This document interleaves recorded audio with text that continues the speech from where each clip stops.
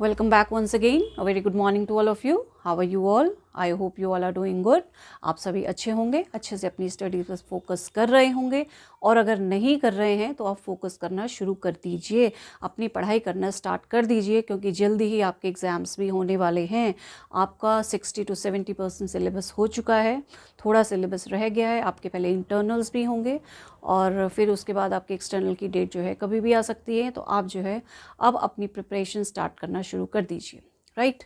चलिए, आज जो हमारा टॉपिक है वो हमारा टॉपिक है NEP 2020, नेशनल एजुकेशन पॉलिसी 2020, जो हाल ही में आई है। अभी 2020 अभी हाल ही में गया ही है। इसमें जो है ये आपका बीएड फर्स्ट सेमेस्टर में दो जगह दिया गया है। एक तो आपके जो फर्स्ट सब्जेक्ट आपका कंटेम्प्रेरी वाला है उसमें जो है आपका एक उसमें मिलेगा आपको ये, और दूसरा आपका लैंग्वेज अक्रॉस द करिकुलम में, उसमें लैंग्वेज से रिलेटेड थोड़ा सा पार्ट आपको उसमें भी होगा। पर मैं पूरी कोशिश करूँगी कि आपको इसी वीडियो में जो है आपका दोनों सब्जेक्ट से रिलेटेड दोनों टॉपिक जो है मैं कवर उसको कराने की पूरी कोशिश करूँगी। बहुत ही ईजी लैंग्वेज में मैं आपके लिए ये वाली वीडियो लेकर आई हूँ।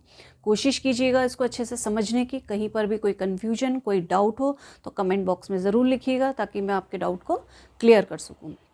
वैसे मुझे पूरी उम्मीद है कि आप इसे अच्छे से समझ जाएंगे और इसमें डाउट की कोई गुंजाइश रहेगी नहीं, लेकिन फिर भी हो तो हम उसको फिर से क्लैरिटी उसकी कर लेंगे। चलिए, अब सबसे पहले हम बात करते हैं कि एजुकेशन क्या है। एजुकेशन का क्या है कि किसी भी व्यक्ति के या किसी भी बालक की अगर हम बात करें, एजुकेशन की बात करें, तो किसी भी व्यक्ति का या किसी भी बालक का संपूर्ण विकास, ओवरऑल डेवलपमेंट तब तक नहीं हो सकता जब तक कि उसको एक अच्छी एजुकेशन ना दी जाए। एजुकेशन ही बहुत इम्पॉर्टेंट रोल अपना अदा करती है किसी भी व्यक्ति के संपूर्ण विकास के लिए, ओवरऑल डेवलपमेंट के लिए, ठीक। तो अब एजुकेशन हमारी कैसी होनी चाहिए? अब ओवरऑल डेवलपमेंट के लिए सिर्फ ये नहीं कि एजुकेशन होनी चाहिए, एजुकेशन हमारी अपडेटेड भी होनी चाहिए। अब आज जिस टाइम में हम रह रहे हैं, आज हमारे एजुकेशन का क्या रूप है? बहुत सारे चेंजेस हो गए हैं। आज टेक्नोलॉजी बहुत इम्पॉर्टेंट है हमारे लिए। एजुकेशन, टेक्नोलॉजी बेस्ड एजुकेशन आज चल रही है ना। अगर हम वैदिक काल या बौद्ध काल या हम मुस्लिम काल, उस समय की एजुकेशन को यहाँ पर यूज़ करेंगे तो क्या उस एजुकेशन से हमारे बच्चों का, हमारा या किसी का भी ओवरऑल डेवलपमेंट हो पाएगा? नहीं। तो इसके लिए क्या ज़रूरी है कि चेंजेस बहुत ज़रूरी हैं। कि जो हमारी पहले एजुकेशन पॉलिसी बनी थी, बहुत सारी एजुकेशन पॉलिसी अभी तक बन चुकी है, बहुत सारे कमीशंस थे, बहुत सारे रिकमेंडेशंस थे, जिसमें अलग अलग तरह की एजुकेशन थी। अलग अलग तरह के टाइम में जो है चेंजेस आते रहे, अलग अलग तरह की एजुकेशन इम्प्लीमेंट होती रही, सजेशंस आते रहे, रिकमेंडेशंस लोग देते रहे। बट 1968 में पहली बार हमारे स्वतंत्र भारत में जो है पहली हमारी एजुकेशन आई थी, NEP, नेशनल एजुकेशन पॉलिसी 1968 में। सबसे पहले मैंने यहाँ पे लिखा है, अभी तक जो हमारी नेशनल एजुकेशन पॉलिसी है वो हमारी तीसरी बार अभी आई है। पहली जो हमारे फर्स्ट टाइम आई थी वो हमारी आई थी 1968 में, ठीक। दूसरी एजुकेशन पॉलिसी जो है हमारी वो 1986 में आई थी। वहाँ पर कुछ संशोधन किए गए थे, उसको आगे बढ़ाया था। दूसरी पॉलिसी जो है हमारी वो 1986 में आई थी। फिर जो है 1992 में जो है रिवाइज्ड पॉलिसी जिसको कहा जाता है, संशोधित रूप जिसको कहा जाता है, 1996 में आई थी। उसमें कुछ थोड़े बहुत एक चेंजेस किए गए थे, इसलिए हम जो है उसको सिर्फ रिवाइज्ड बोलते हैं, कंप्लीटली वो चेंज नहीं थी। वहाँ पर एक वर्ड जोड़ा गया था, यहाँ पर 1992 के साथ POA जोड़ा गया था, आपने सुना ही होगा, जिसको हम क्या कहते हैं, प्लान ऑफ एक्शन, या हम इसको प्रोग्राम ऑफ एक्शन कहते हैं, ठीक है।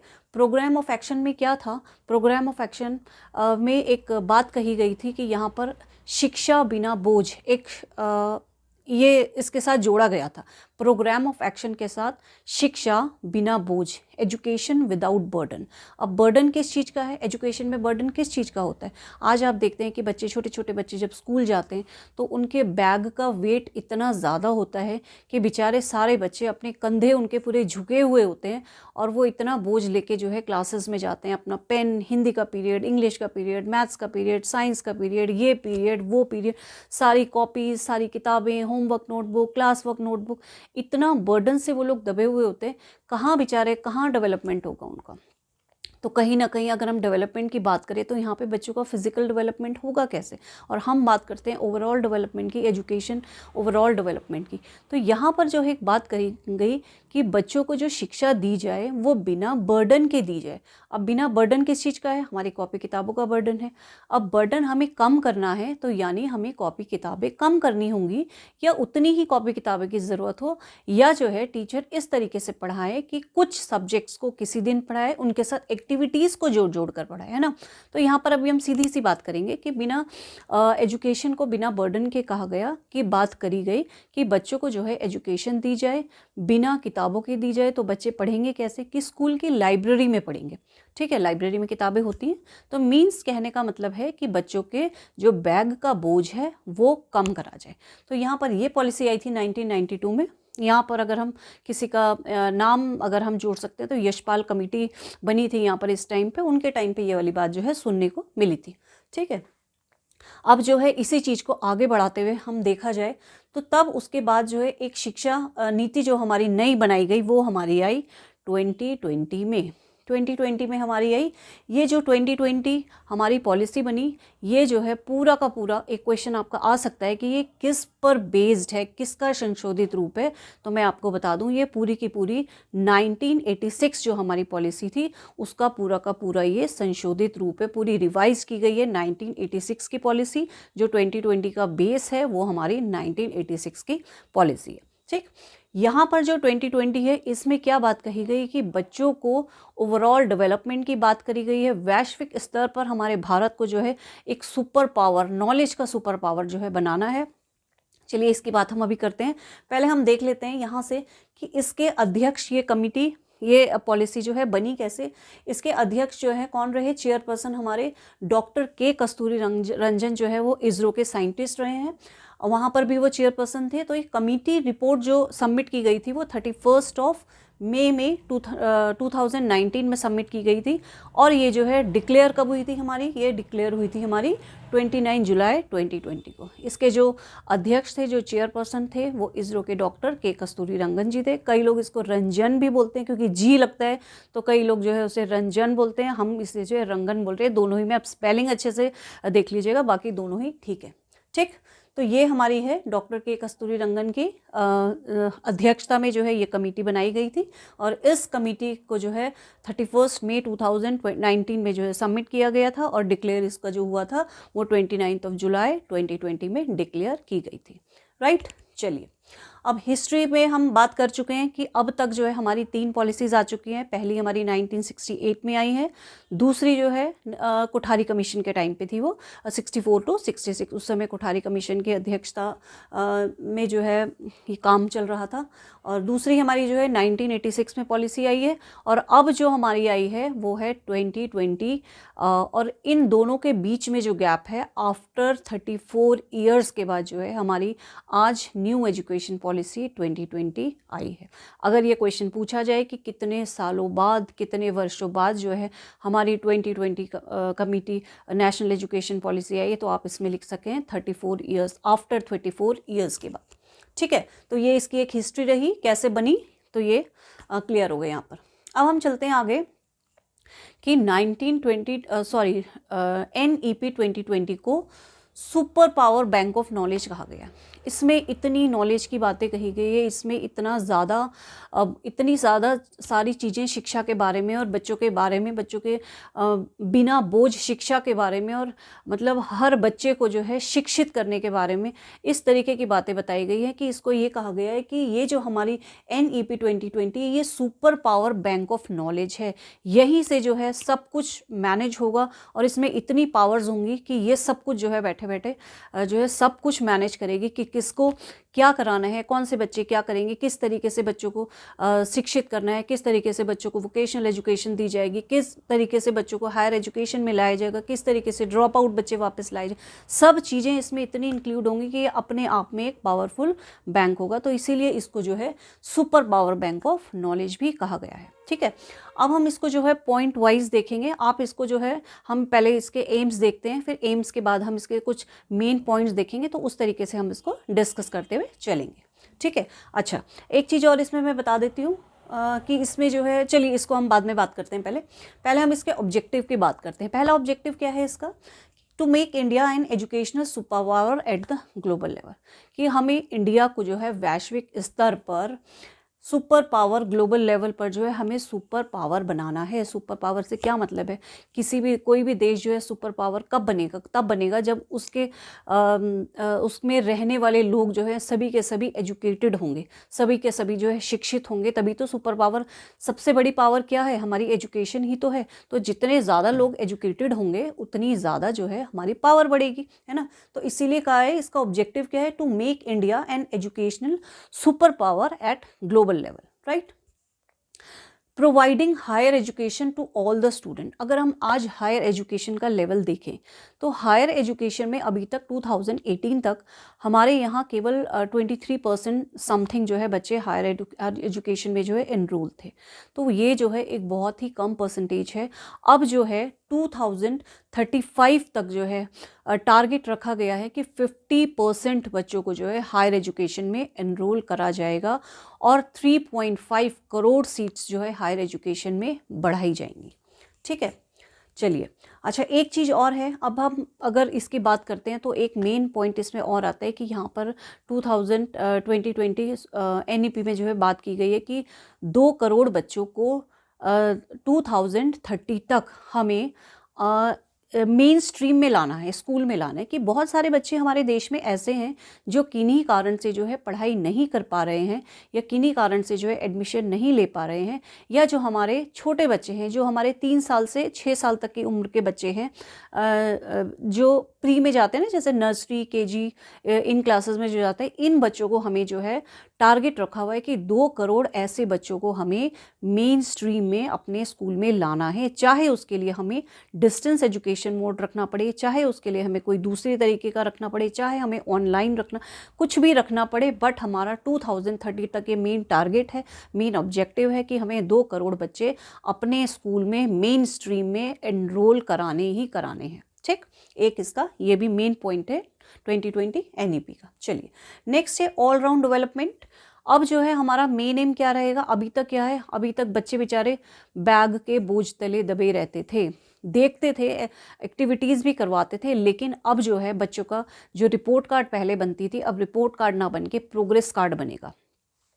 बच्चों का जो है ओवरऑल डेवलपमेंट देखा जाएगा। बच्चों के ओवरऑल डेवलपमेंट में फिजिकल डेवलपमेंट हो गया, उनका इमोशनल डेवलपमेंट हो गया, उनका कॉग्निटिव डेवलपमेंट हो गया, और उनका जो है सोशल डेवलपमेंट, ये सारे डेवलपमेंट ओवरऑल डेवलप किए जाएंगे। तो मेन एम जो इसका रहेगा, बच्चे का ओवरऑल डेवलपमेंट करना रहेगा। Remove language barrier. अब लैंग्वेज बैरियर जो है हटाया जाएगा। अब बहुत सारे, जैसे अब बच्चा कोई बाहर से है, अब बच्चा कहीं स्कूल में आता है, स्कूल में लैंग्वेज मोस्टली 2 ही लैंग्वेजेस बोली जाती है, एक हिंदी या इंग्लिश, या हमारे यहाँ अगर देखा जाए तो मेन जो है हिंदी और इंग्लिश पर भी फोकस किया जाता है। लेकिन अब जो है NEP 2020 में कहा गया है कि 5th क्लास तक बच्चे की जो अपनी भाषा है, मेन अपनी मदर टंग है, बच्चा उसी लैंग्वेज में जो है पढ़ाई करेगा। 5th क्लास तक की पढ़ाई जो है बच्चे की मदर टंग में ही होगी। NEP कहती है कि जब बच्चा दूसरे परिवेश में किसी दूसरी जगह पर आता है, यानी दूसरी जगह से दूसरे स्कूल में ट्रांसफ़र होकर आता है, या किन्हीं भी कारण से आता है, तो बच्चा अपने आप को अपनी लैंग्वेज में ही तो एक्सप्रेस करेगा ना। अब वो एकदम से आके आपकी हिंदी को कैसे सीखेगा, या एकदम से आपकी इंग्लिश को तो नहीं सीखता। जिस माहौल में वो अभी तक रहा है, जिस घर में वो रहा है, या जहाँ पर वो रहा है, वो अपनी बात तो कम से कम पहले बच्चा कह ले अपनी, कि वो क्या कहना चाह रहा है, और जो भी वो कहना चाह रहा है वो अपनी भाषा में ही तो अच्छी तरीके से आपको समझा पाएगा।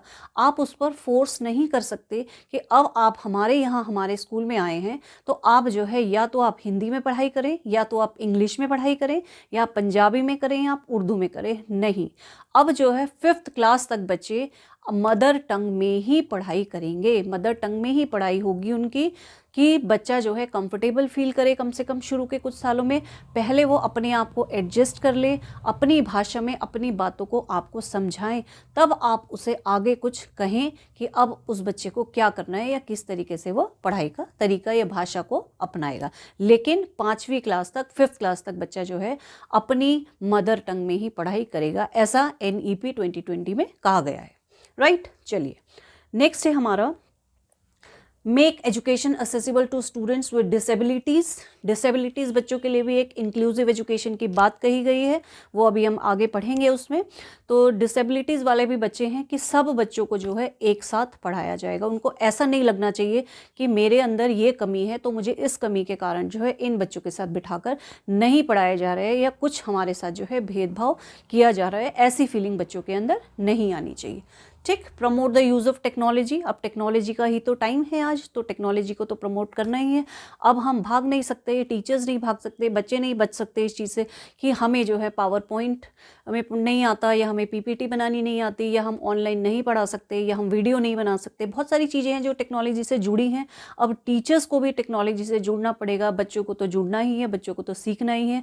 टीचर्स को भी सीख कर जो है बच्चों को खुद सीखना भी है और बच्चों को सिखाना भी है। अब टेक्नोलॉजी का टाइम में हर चीज़ जो है अब टेक्नोलॉजी से ही आगे आने वाले टाइम में पढ़ाई जाएगी और ज़्यादा से ज़्यादा यूज़ टेक्नोलॉजी का किया जाएगा।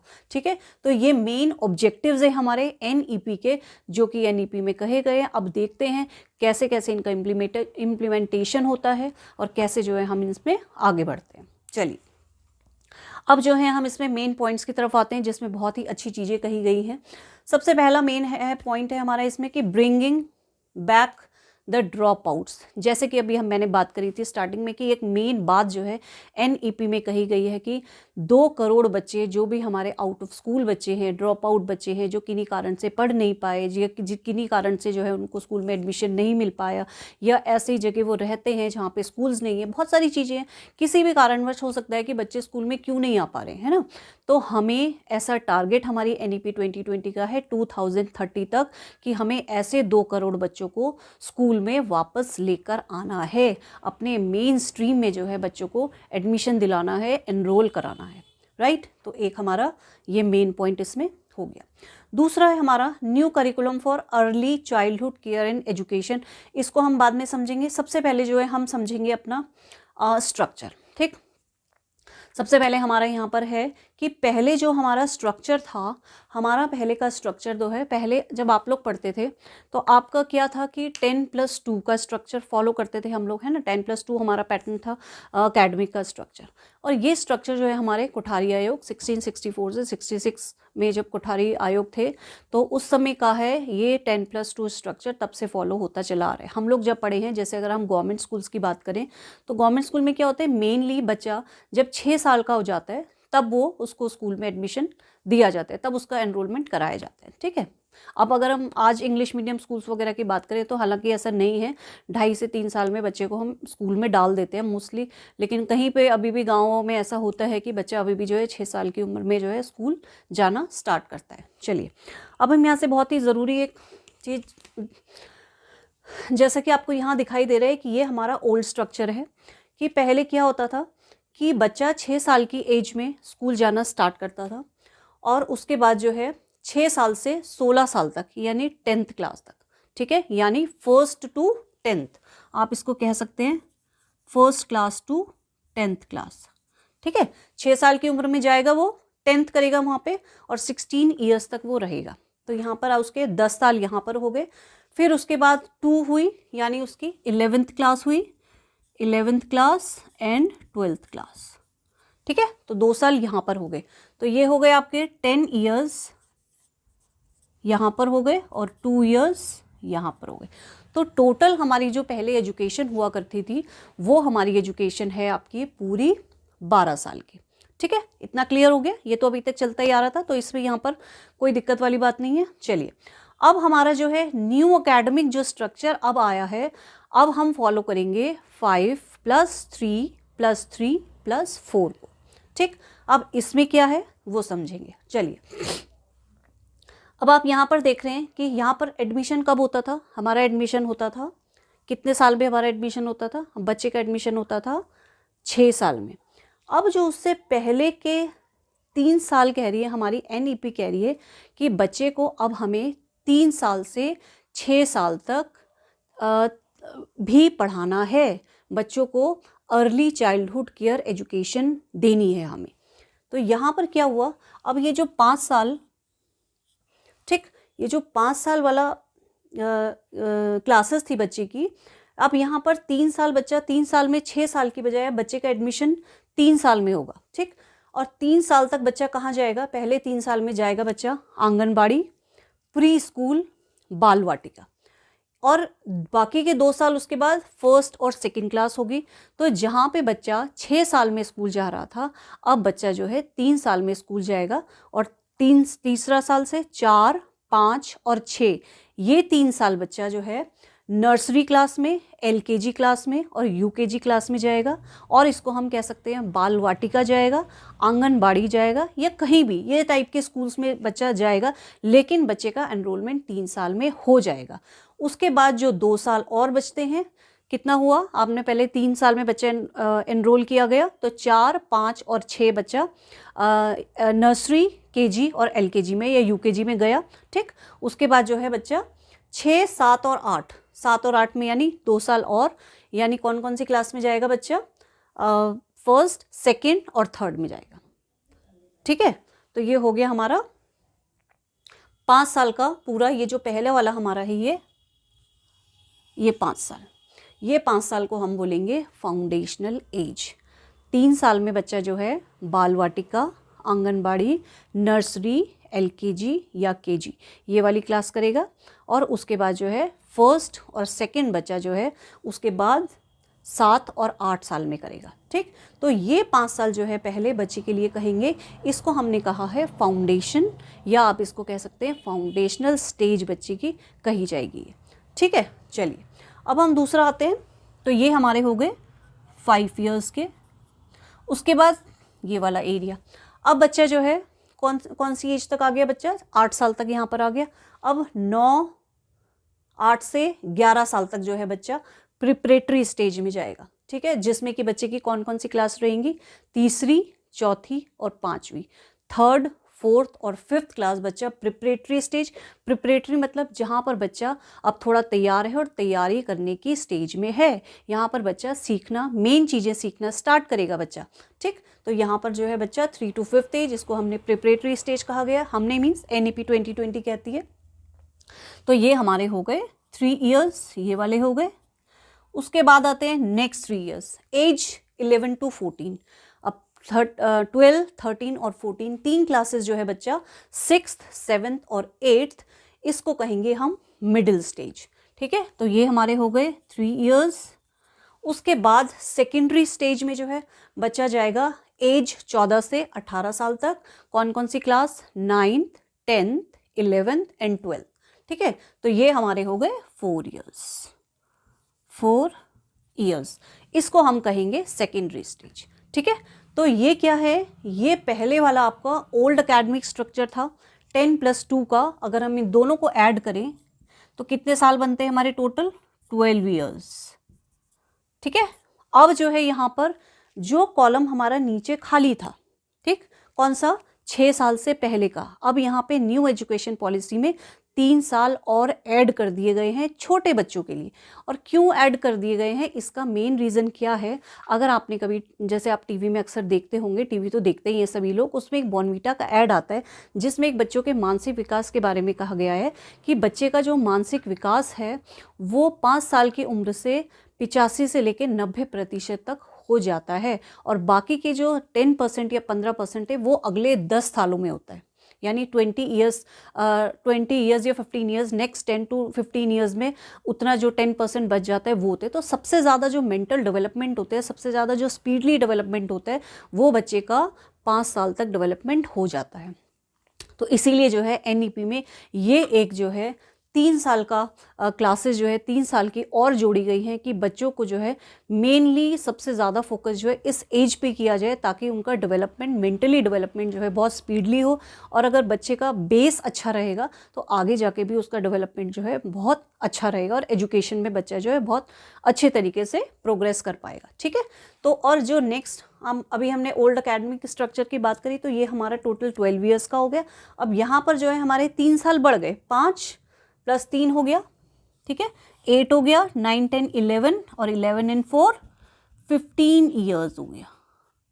तो अब अगर आपसे कोई क्वेश्चन आता है कि हमारा ओल्ड एकेडमिक स्ट्रक्चर जो था वो कितने ईयर्स का था, वो 12 ईयर्स का था, और जो हमारा अब न्यू एकेडमिक स्ट्रक्चर है वो अब हमारा जो है 15 ईयर्स का हो चुका है न्यू एजुकेशन पॉलिसी के हिसाब से। ठीक है। अच्छा, इसमें एक चीज़ और है, पहले जो है हम इसको MHRD, मिनिस्ट्री ऑफ ह्यूमन जो डेवलपमेंट आप इसको कहते हो, इसको रीनेम्ड कर दिया गया है, ministry of human resource development को रीनेम्ड कर दिया गया है। अब इसको हम एजुकेशन मिनिस्ट्री के नाम से जानेंगे। ठीक है, अभी तक हम MHRD के नाम से जान रहे थे, अब इसमें जो भी काम होंगे उसको हम जो है एजुकेशन मिनिस्ट्री के नाम से जानेंगे। ठीक, चलिए अब नेक्स्ट हम आते हैं, ये स्ट्रक्चर हो गया हमारा, आई होप इतना समझ में आ गया होगा।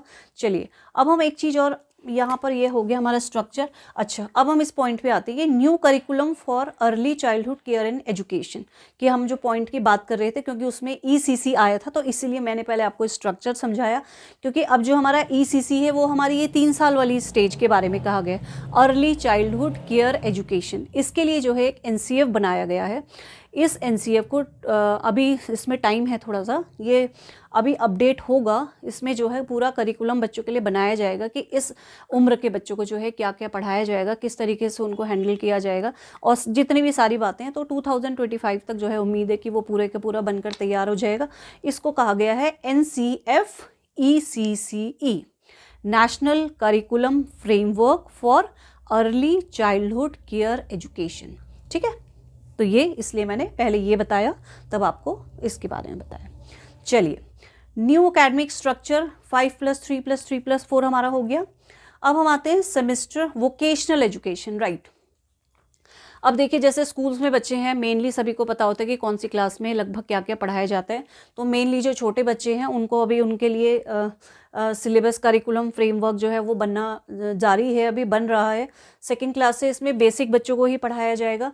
अब जो यहाँ पर एक नई बात कही गई है कि क्लास 6 ऑनवर्ड्स जो है बच्चों को वोकेशनल एजुकेशन स्टार्ट करा दी जाएगी।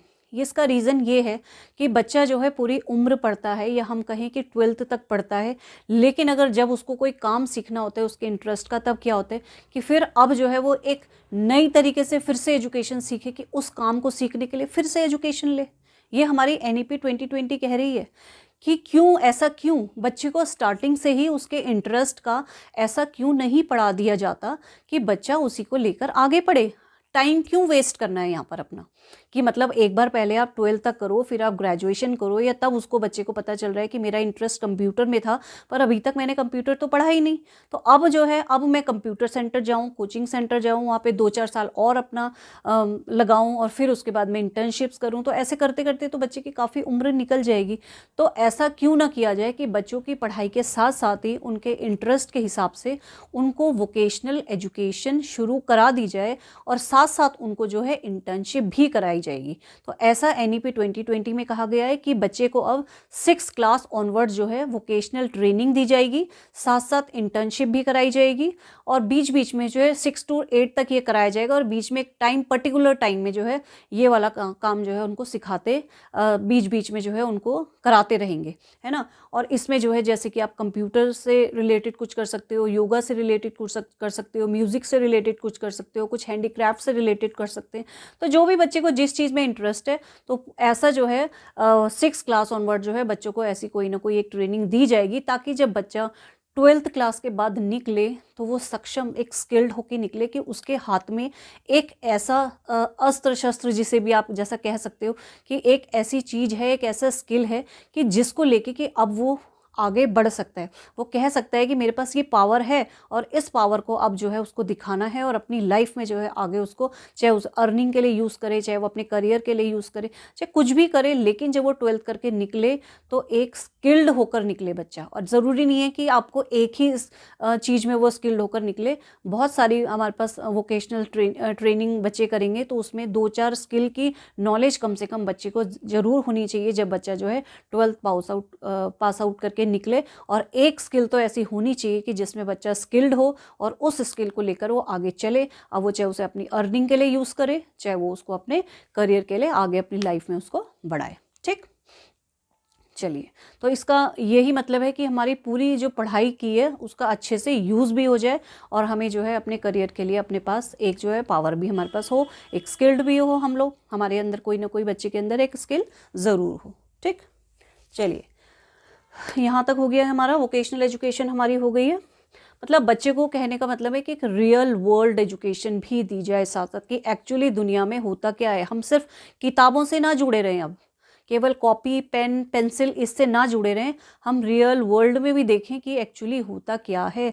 हम कोई काम करते हैं, हम केवल कॉपी किताबों में नहीं करते। इसको योगा है, केवल हम जो है योगासन लिख रहे हैं कि इसको ऐसे किया जाता है, एक्चुअली हम करके देखें कि ये होता क्या है ना। तो यही चीज़ है वोकेशनल एजुकेशन में, कि बच्चे को जो है रियल वर्ल्ड नॉलेज भी दी जाए। चलिए, वोकेशनल एजुकेशन हमारा कंप्लीट हो गया है। अब आते हैं एजुकेशन, इसकी बात हमने कर ली है कि education in mother tongue up to 5th, ये हमने करा दिया है कि बच्चे को 5वीं क्लास तक मदर टंग में ही पढ़ाया जाएगा। सेमेस्टर बेस्ड एग्जामिनेशन, चलिए अब सेमेस्टर बेस्ड एग्जामिनेशन की बात करें तो 9th क्लास से लेकर 12th क्लास तक पहले जो है ईयरली एग्जामिनेशन हुआ करते थे। अब जो है 12th क्लास में ही शायद बोर्ड होंगे, ऐसा अभी आगे पता चल जाएगा जब इसका इम्प्लीमेंटेशन होगा, जब ये अप्लाई किया जाएगा। लेकिन 9 to 12 अभी ऐसी बात कही गई है कि यहाँ पर जो भी एग्ज़ाम्स होंगे 9th 10th 11th और 11th के बाद 12th अभी देखा जाएगा। तो इसमें हर 6 महीने में जो है बच्चे के एग्ज़ाम होंगे, जैसे कि सेमेस्टर में होते हैं।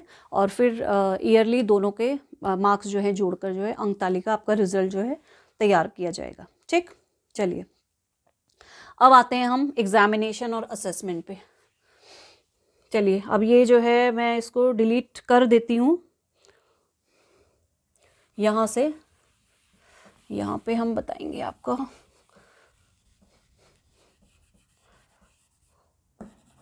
आप चाहें तो स्क्रीनशॉट ले लीजिए इसका। चलिए अब है हमारे पास एग्जामिनेशन और असेसमेंट। अब बच्चों का एग्जामिनेशन और असेसमेंट पहले कैसे किया जाता था कि बच्चे ने एग्ज़ाम दिया, आप अपना चेक किया कितने मार्क्स आए, ये सब चीज़ें की और अपना रिज़ल्ट तैयार किया। और चलिए हिंदी में कम है, इंग्लिश में जो है can do better, can do much better, ये सब रिमार्क्स आते थे ना हमारे एग्ज़ाम्स में। कैन गुड अच्छा नहीं किया है, इम्प्रूवमेंट नहीं हुई है, सप्लीमेंट्री आ गई है, वटेवर जो भी था। तो ये सब चीज़ें किस पे होती थी, मार्क्स और हमारे रिटन जो एग्जामिनेशन होते थे उस बेस पे। अब ऐसा नहीं हुआ, अब हमारा असेसमेंट जो है ओवरऑल डेवलपमेंट हमारा देखा जाएगा। 360 डिग्री होलिस्टिक असेसमेंट इसको कहा गया है, कि अब बच्चे का 360 डिग्री होलिस्टिक असेसमेंट देखा जाएगा। और जो एग्ज़ामिनेशन तो जो होंगे हमारे, वो हमारे हर तरीके से होंगे। ये नहीं है कि हमारे सिर्फ रिटन एग्ज़ामिनेशन, हर परफॉर्मेंस हमारी देखी जाएगी। तो इसमें जो है एक चीज़ कही गई है, हमारी जो असेसमेंट होंगे वो अभी तक समेटिव टू फॉर्मेटिव होते हैं कई बार, तो लेकिन समेटिव टू फॉर्मेटिव नहीं होंगे। अब हमारे जो रिज़ल्ट बनेगा या असेसमेंट जो होगा वो फॉर्मेटिव टू समेटिव बेस पे होगा। फॉर्मेटिव की रेगुलर बेस पे जो हम क्लास में करते हैं ना, रेगुलर असेसमेंट्स करते हैं, कि जैसे हम पढ़ा रहे हैं, बीच बीच में क्वेश्चंस हमने कर लिए है ना, एक यूनिट ख़त्म हो गई, फिर हमने टेस्ट ले लिया, 2 यूनिट ख़त्म हो गई, तो बीच बीच में हम बच्चे की प्रोग्रेस जानने के लिए कि बच्चे ने कितना इंप्रूवमेंट किया है, बच्चे में कितनी प्रोग्रेस आई है, कितना बच्चे को समझ आया, कितना बच्चे को नहीं समझ आया, ये सब चीज़ें जानने के लिए जो है हम बीच बीच में जो असेसमेंट करते रहते हैं उनको हम फॉर्मेटिव असेसमेंट कहते हैं। तो अब जो हमारा असेसमेंट का तरीका होगा वो फॉर्मेटिव टू समेटिव होगा। और जो हमारे असेसमेंट होंगे वो होंगे हमारे 360 डिग्री, इसको कहा जाएगा 360 डिग्री होलिस्टिक असेसमेंट। अच्छा, अब ये इसमें क्या है, ये हमारे होंगे आपके टीचर तो ऑब्वियसली होते ही हैं, ये आपके होंगे पेरेंट्स, ये आपके होंगे पीयर्स, और ये होगा आपका सेल्फ। ठीक है, अब आप क्या करेंगे, अपने आप को भी असेस करेंगे, आपके पीयर्स जो आपके सहपाठी हैं, जो आपके साथ में बैठे होते हैं ना कई बार कि अरे भाई तेरी हिंदी बहुत अच्छी है तो ज़रा मैंने ये ऐसे लिखा, चेक करना ज़रा, तेरी इंग्लिश बहुत अच्छी है, मैंने ये कॉम्प्रिहेंशन या कुछ ऐसा पैराग्राफ लिखा है, ज़रा इसको चेक करना। तो सहपाठी भी चेक करके आपको असेस करेंगे, पेरेंट्स भी आपके चेक करेंगे, आपके टीचर्स तो करेंगे ही करेंगे, साथ में आप अपना असेसमेंट भी खुद करेंगे। जैसे पहले होता था ना कि टीचर्स डिक्टेशन लेती थी, अब टीचर जो है क्या बोलेंगी, वर्ड मीनिंग या किसी भी चीज़ का लिया या कोई डिक्टेशन वर्ड वर्ड्स की स्पेलिंग्स बोलेंगी कि आप चेक करो, तो बच्चे को लगेगा, या बच्चा कुछ करेगा तो उसको लगेगा नहीं मैं और अच्छा कर सकता था पर यहाँ पर मेरी कमी रह गई, तो वो खुद भी असेस करेगा। तो ये भी एक असेसमेंट का बेस रहेगा, ठीक है। तो इसको होलिस्टिक का क्या मतलब है, होलिस्टिक क्या कहा गया होलिस्टिक के बारे में, होलिस्टिक बोला गया एज अ होल। अब होलिस्टिक में क्या क्या चीज़ें आ रही हैं कि बच्चे का फिजिकल डेवलपमेंट, ठीक है, बच्चे का कॉग्निटिव डेवलपमेंट, बच्चे का इमोशनल डेवलपमेंट और बच्चे का सोशल डेवलपमेंट, ये सारे डेवलपमेंट जो है बच्चों के असेस किए जाएंगे, ठीक है। तो इन सब के बेस पर जो है बच्चे का प्रोग्रेस कार्ड तैयार होगा, रिपोर्ट कार्ड नहीं, अब बच्चे का प्रोग्रेस कार्ड तैयार होगा। बच्चे की हर चीज़ देखी जाएगी कि बच्चे ने कैसी एक्टिविटीज़ करता है, बच्चा कितनी एक्टिविटीज़ में पार्टिसिपेट करता है, बच्चा क्लास में कितना अलर्ट रहता है, कितना अटेंटिव रहता है, कितना केयरफुली रहता है, कितना रेगुलर रहता है, और कितना वो गेम्स में पार्टिसिपेट करता है, कितना वो ऑल ओवर एक्टिविटीज़ में रहता है, उसका परफॉर्मेंस क्या है, किस चीज़ में वो कैसा है, क्या चीज़ करता है। अब ये नहीं है सिर्फ पेन पेंसिल और ये कागज़ कलम, ये किताबें कॉपियाँ, इससे केवल असेसमेंट नहीं हो। अब आपकी ओवरऑल परफॉर्मेंस देखी जाएगी, ओवरऑल डेवलपमेंट आपका देखा जाएगा, आपका ओवरऑल डेवलपमेंट किया जाएगा। ये हमने अभी गोल में पढ़ा भी है, आपके ऑब्जेक्टिव्स में पढ़ा भी है कि हमारी NEP का जो मेन एम है वो क्या है, बच्चे का ओवरऑल डेवलपमेंट है। तो ओवरऑल डेवलपमेंट के लिए जो है बच्चों को सिखाया भी जाएगा, बच्चे का देखा भी जाएगा, और यही जो है हमारा 360 डिग्री होलिस्टिक असेसमेंट कहलाएगा। इस तरीके से जो है बच्चों के एग्जामिनेशन में असेसमेंट का तरीका ये होगा, जिसको कहा जाएगा 360 डिग्री होलिस्टिक असेसमेंट। और इसके लिए जो है एक निकाय, एक सेल जैसे हम कहते हैं कि किसी को तैयार किया जाता है, तो वो एक रिफॉर्म हमारी है, उसको हमने कहा है परख, ठीक है, PARAKH। अब आप इसको हिंदी में नहीं करेंगे, जैसे होता है ना परख माने क्या होता है, जांचना। ये एक रिफॉर्म जैसे सेल निकाय जिसको हम बोलते हैं कि ये बच्चों का असेसमेंट में हेल्प करेगी। कैसे करेगी, सबसे पहले P क्या है, बच्चे का क्या देखेगी, ये देखेगी बच्चे का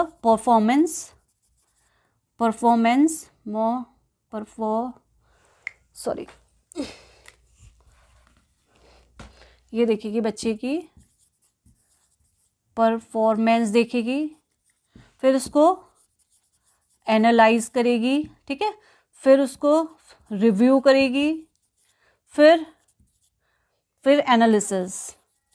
analysis of knowledge, LEDG, knowledge for holistic, ठीक है। फिर जो है एनालिसिस करेगी उसका नॉलेज का, नॉलेज और फॉर होलिस्टिक, कि उसका पूरा डेवलपमेंट किस तरीके से हुआ है, कैसा हुआ है, ये जांचने का काम कौन करेगा, परख। ये मैंने यहाँ पर इधर नीचे पर भी लिखा है, आप स्क्रीनशॉट ले सकते हैं, यहाँ पर मैंने इसकी पूरी फुल फॉर्म्स जो है लिखी हुई हैं साथ में, ठीक है। तो ये हमारा परख। चलिए, तो ये आपका आ गया इसमें एग्जामिनेशन एंड असेसमेंट में आ गया ये आपका।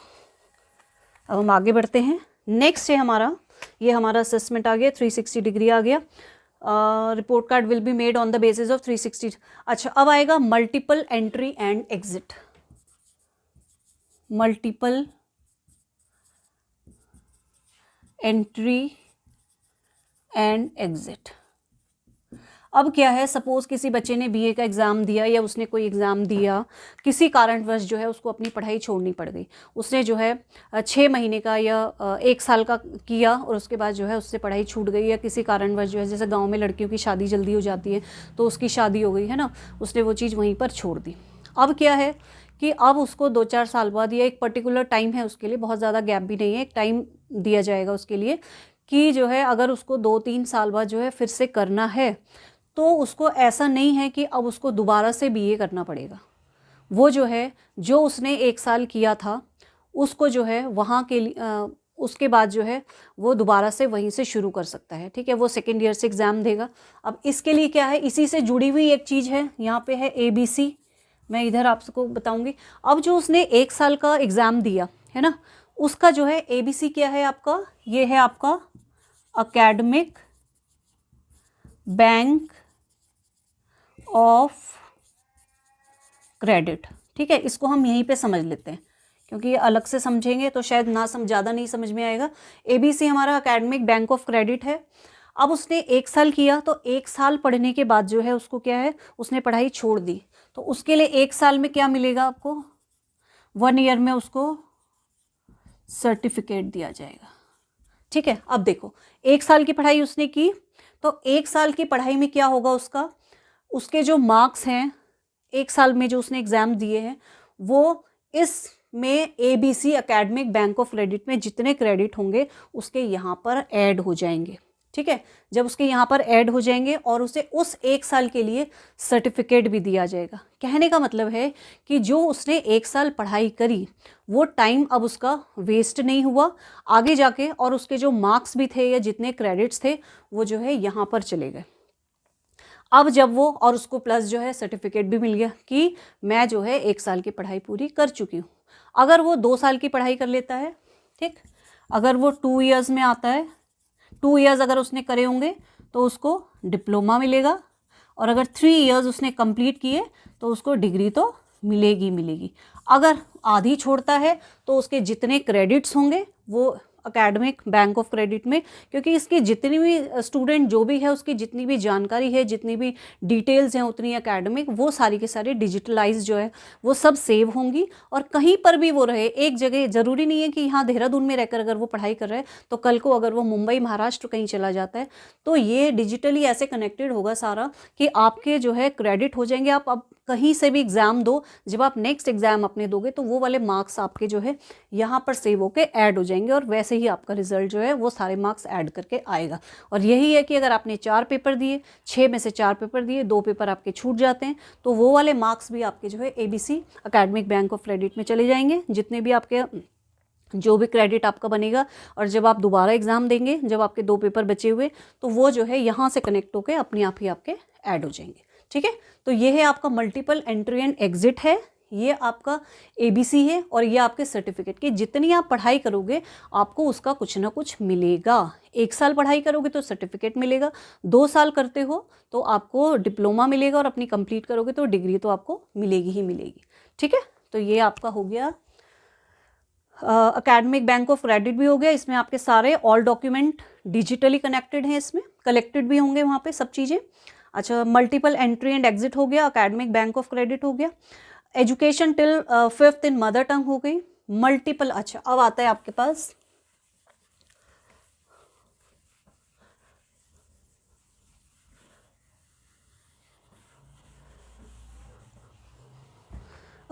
आता है मल्टीपल इलेक्टिव एजुकेशनल कोर्सेस, है ना।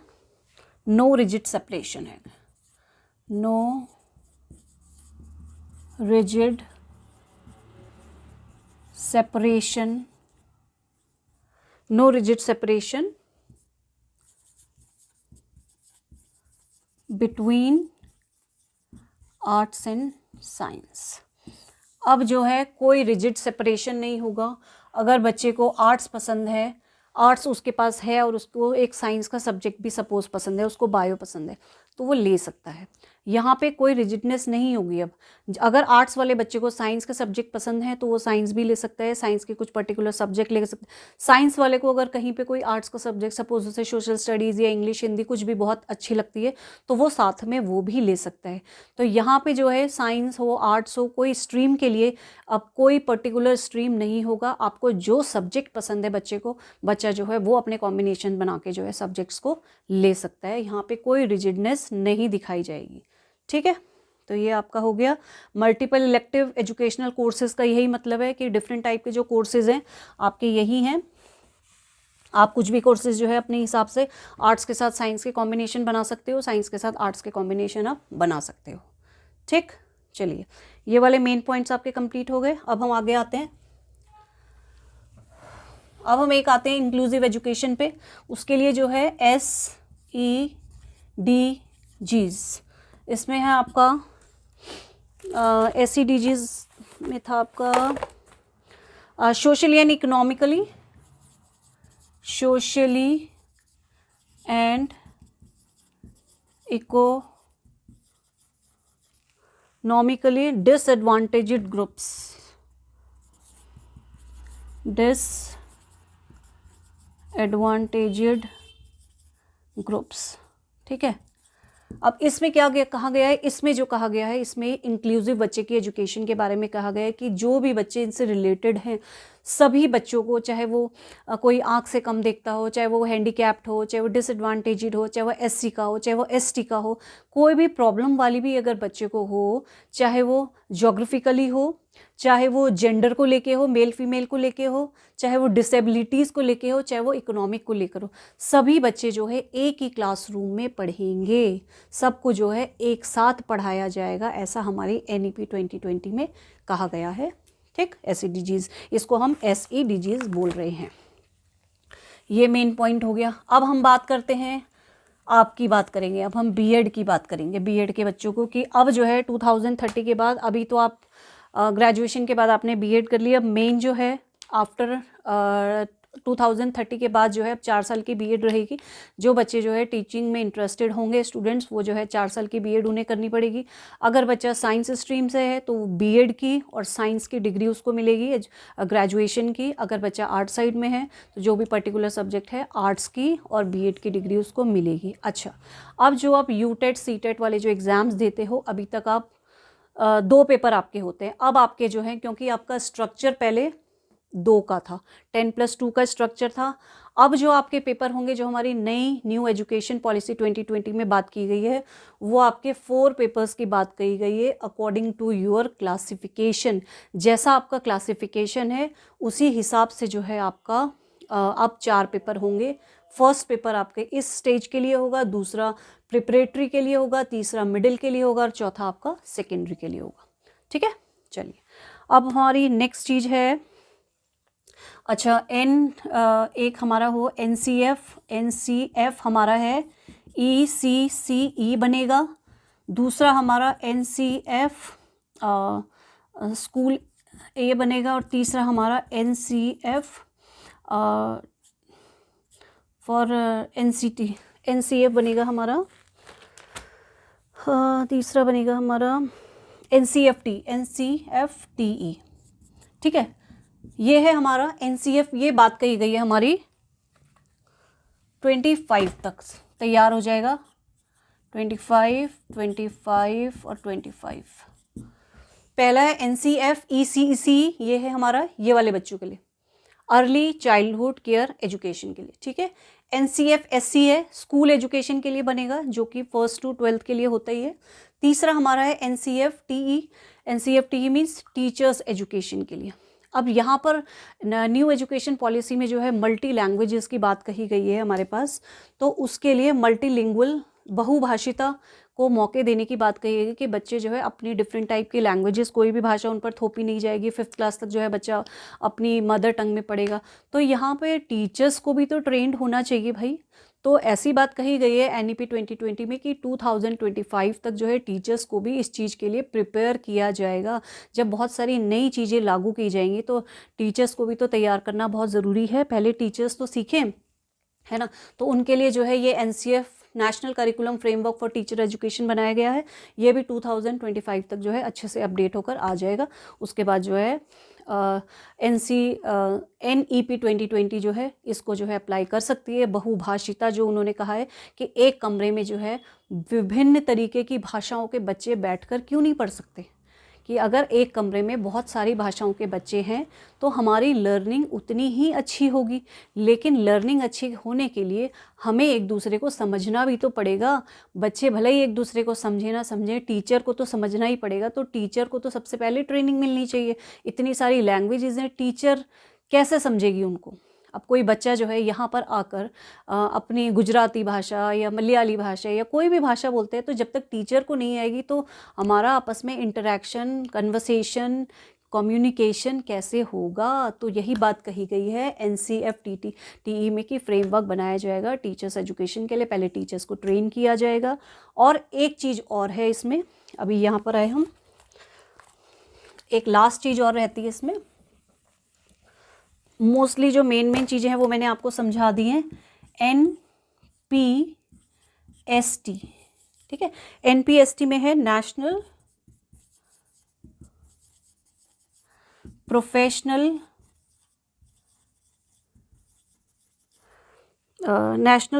Standards for teacher. Standards for teachers.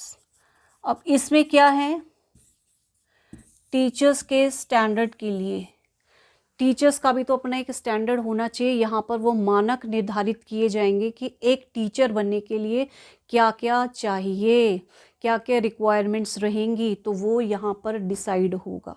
ठीक है, NPST एक बनेगी, national professional standard for teacher. कौन से स्टैंडर्ड्स रखे जाएंगे, टीचर्स का रिक्रूटमेंट कैसे किया जाएगा, किन लोगों को टीचर्स बनने का हक है, किन लोगों को टीचर्स बनने का हक नहीं है। अब केवल स्वेटर बुनने से, या अब अगर हम ये सोचें कि बस हमारी एक बार सरकारी नौकरी लग जाए, बस हम टीचर बन जाएं तो सिर्फ पैसा ही कमाएंगे, हमें कुछ करना नहीं पड़ेगा, तो यू आर रॉन्ग नाउ। अब आपको बहुत मेहनत करनी पड़ेगी। अब ऐसे ही टीचर नहीं बनोगे। टीचर का काम सिर्फ आराम करना नहीं होता है। टीचर पर पूरे देश की जिम्मेदारी है, बच्चों को नागरिक बनाने, एक अच्छा नागरिक बनाने की जिम्मेदारी है। राष्ट्र निर्माता कहते हैं ना, शिक्षक हमारे राष्ट्र निर्माता होते हैं, है ना। देश का भविष्य कौन है, हमारे बच्चे बनाते हैं, और बच्चे कौन बनाता है, टीचर ही तो बनाते हैं। ठीक है, तो ये है हमारा। अब इसमें और कोई ऐसी चीज़ रह नहीं गई है। तो ये मेन चीज़ें जो है मैंने आपको सभी बता दी गई हैं। लैंग्वेज की बात हमारी हो गई है, SDGs की बात हो गई है हमारी, और रिडक्शन हो गई है, सेल्फ असेसमेंट हो गया है, होल परख हो गया हमारा, 360 डिग्री हो गया है हमारा। चलिए, तो अब क्या है हमारा, अब मैं इसको एक बार फटाफट इसका मेन चीज़ें मैं आपको इसमें बता देती हूँ कि सबसे पहले क्या है। ये NEP हमारी कस्तूरी रंगन जी की कमेटी में बनाई गई है। मेन उद्देश्य क्या है, सभी को शिक्षित करना है। जितने ड्रॉप आउट बच्चे हैं सभी को वापस लेके आना है ना। ज़्यादा से ज़्यादा बच्चों को शिक्षित करना, ओवरऑल डेवलपमेंट उनका करना, असेसमेंट उनका फॉर्मेटिव टू समेटिव असेसमेंट जाएगा, 360 डिग्री होलिस्टिक असेसमेंट के आधार पर किया जाएगा, जिसमें कि बच्चे के सारे असेसमेंट देखे जाएंगे और बच्चे के जो अपने मन चाहे विषय वो चुन सकता है। उनकी अब रिजल्ट कार्ड, जो हम रिपोर्ट कार्ड कहते हैं, उसकी जगह जो है हमारी प्रोग्रेस कार्ड बनेगी, और बच्चे को जो है सभी उसकी परफॉर्मेंस बेस पे देखा जाएगा।